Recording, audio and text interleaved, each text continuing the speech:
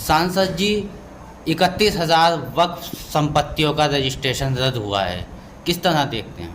देखिए 31,328 वक्फ संपत्तियों का रजिस्ट्रेशन निरस्त हुआ है और इसमें अब ये है कि अभी जिन लोगों को सरकार ने ये प्रक्रिया शुरू की थी रजिस्ट्रेशन की, यकीनन अभी मैंने जैसे जनगणना का काम चल रहा है तब भी मैंने ये अपील की थी सरकार से भी कि अभी हमारे यहाँ लोगों के अंदर जागरूकता कम है और जाहिर सी बात है ऑनलाइन प्रक्रिया इस टाइप की करने में कहीं ना कहीं समस्या लोगों को आती है।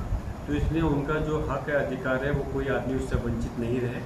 किसी वजह से किसी कारण अगर कोई पेपर कम लगाने पे या जानकारी पूरी नहीं देने की वजह से अगर वो निरस्त हुए हैं तो उसके लिए अभी हमें उम्मीद है कि दोबारा से उसके अंदर सरकार भी अपना कोई ना कोई इसके अंदर कदम उठाएगी या फिर उसके साथ साथ अभी वक्फ बोर्ड के अंदर भी पुनर्विचार भी हम डाल सकते हैं या वक्फ ट्रिब्यूनल है या उसके अलावा भी अभी हाई कोर्ट का रास्ता खुला हुआ है।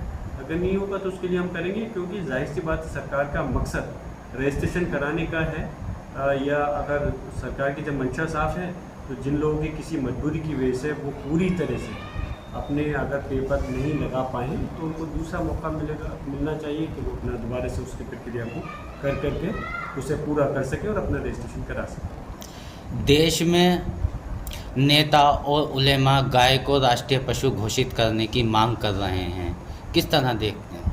ये इसका जवाब तो बीजेपी के लोगों को देना चाहिए कि जब लोग, मुस्लिम समाज के लोग और नेता इस बात को कह रहे हैं तो बीजेपी को क्यों नहीं लागू कर सकती, लेकिन बीजेपी फैसला नहीं ले सकती। हम जानते हैं बीजेपी फैसला इसलिए नहीं ले सकती, पश्चिम बंगाल के अंदर अभी सरकार बीजेपी की है, पहले टीएमसी की थी। पहले आरोप लगाना टीएमसी पर कि गौकशी टीएमसी कराती है, वो कराती है, तो आज सरकार तुम्हारी है, तुम क्यों नहीं रोक पाते? उससे पहले असम के अंदर, गोवा के अंदर सरकार तुम्हारी है, तुमने क्यों पाबंदी नहीं लगा पाए? मेरा मकसद ये है कि मुसलमानों के लिए गाय को कशी करना कोई फ़र्ज़ नहीं है। मुसलमान, हमारा मज़हब ये इजाज़त नहीं देता कि आप किसी दूसरे की आस्था को ठेस पहुँचाएं।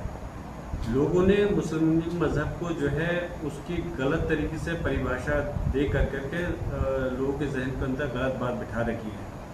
हमारे अंदर जो ईद का त्यौहार आता है, आप कुर्बानी के लिए अलग अलग पशु पर आप करते हैं, चाहे बकरा हो, ऊँट हो, भैंस हो, लेकिन जहाँ गाय का जिक्र है कुर्बानी उस पर यह जायज़ है लेकिन फ़र्ज़ नहीं है। जायज़ में और फ़र्क में बहुत बड़ा फ़र्क है। फ़र्ज़ में, जायज़ में ये है कि आप किसी काम को कर सकते हैं, फ़र्ज़ में ये है आपको वो काम करना होगा।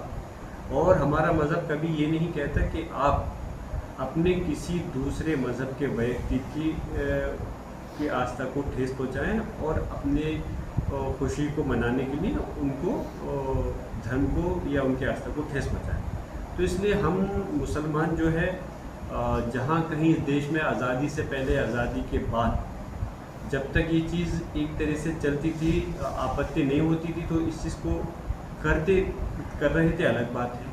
लेकिन जब हिंदू समाज की भावना, इस पर आस्था ज़्यादा बढ़ी तो मुसलमानों ने करना छोड़ दिया। और हम तो ये कह रहे हैं कि आप जो सरकार है वो क्यों खुद पाबंदी नहीं लगाती। मैं उन सरकार की बात नहीं कर रहा जहाँ पे बीजेपी की सरकार नहीं है, मैं उन सरकारों की बात कर रहा हूँ जिस जगह बीजेपी की सरकार है। तो इस चीज़ का जवाब तो आप उन लोगों से पूछिए, बीजेपी के नेताओं से, कि उनकी करनी और कथनी में फ़र्क क्यों है।